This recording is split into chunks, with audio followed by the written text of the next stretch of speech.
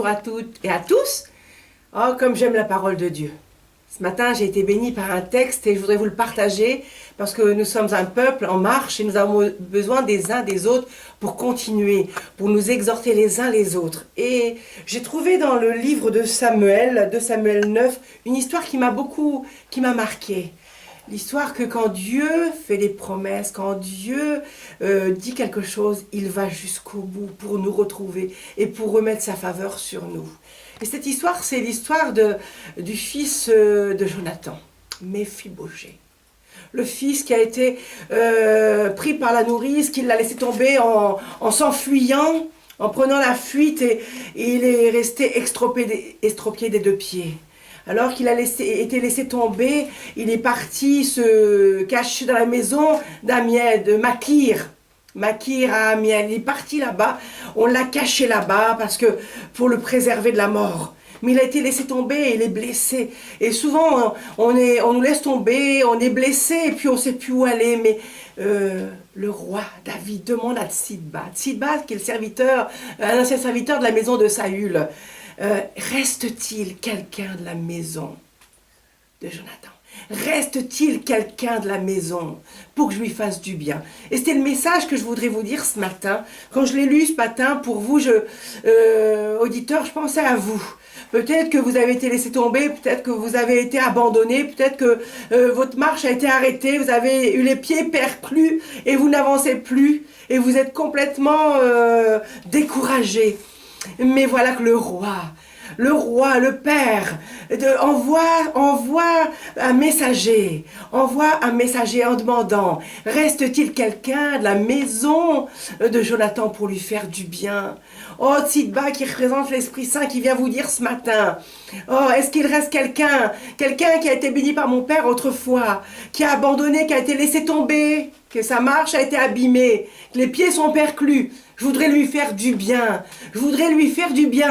Et on voit Tsiba qui part dans la maison de Lodébar, qui part là-bas, dans la maison de Lodébar, oh, pour voir, dans la maison de Makir, un fils d'Amiel, à Lodébar.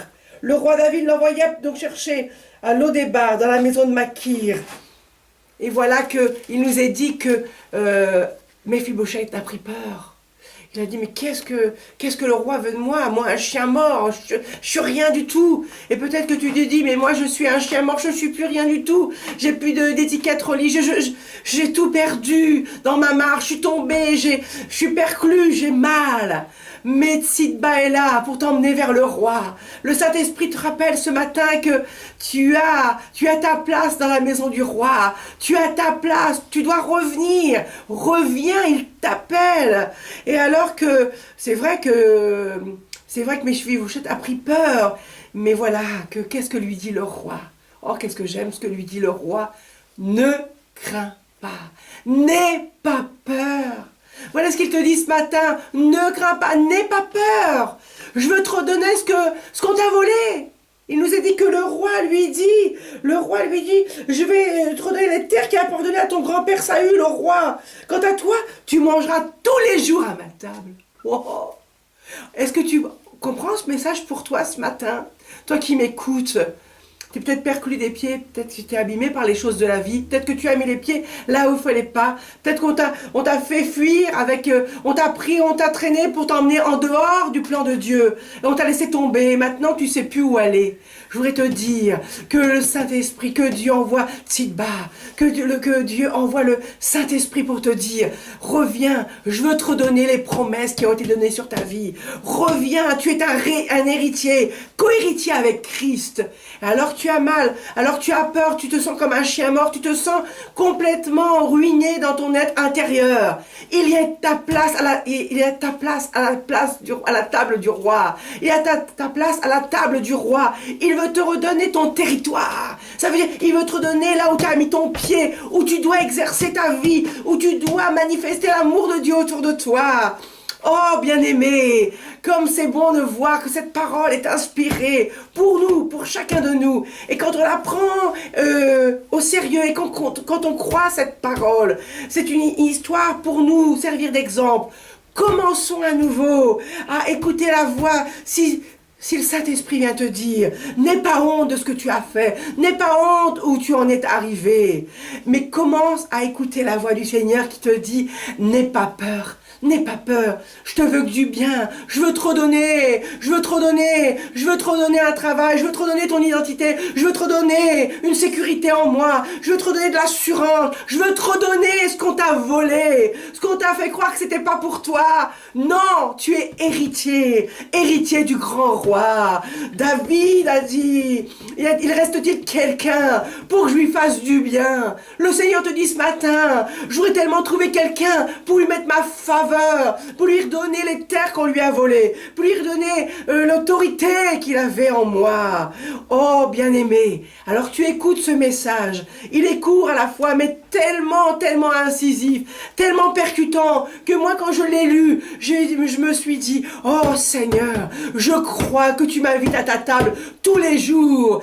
Et je reviens au psaume 23, rappelez-vous, l'Éternel est mon berger, je ne manquerai de rien. Il met devant moi une table face à mes adversaires, c'est-à-dire il met un repas, il veut qu'on vienne manger à sa table, qu'on mange les mets succulents.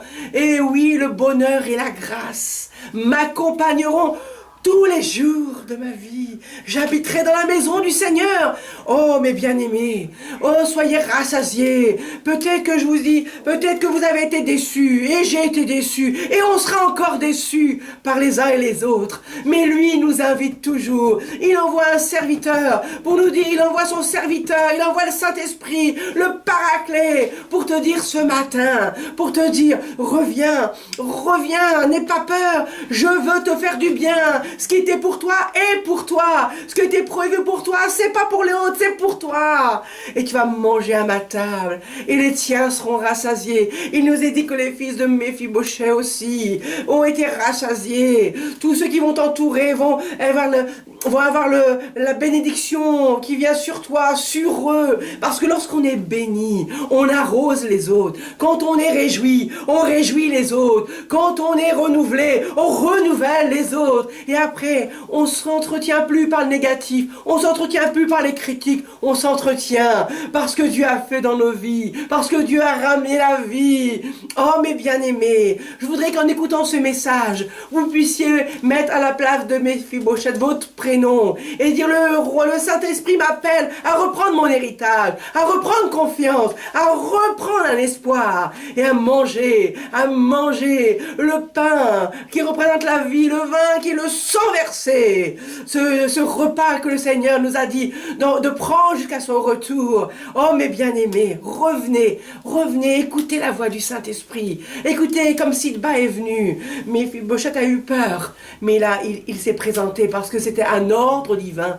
Ce matin, c'est l'ordre divin. Reviens, laisse le Saint-Esprit, laisse ta honte de côté. Tu es peut-être sans habit, tu es nu dépouillé, perclus des pieds, tu marches plus, tu sais plus où aller. Tu erres ça et là. Mais reviens, et alors, tu vas reprendre les terres qui étaient à ton Père, à ton Dieu. Tu vas reprendre ton héritage, tu vas reprendre ce que Dieu avait dit, que ta maison serait une bénédiction. Tu vas reprendre cet héritage. Et alors, tu béniras autour de toi.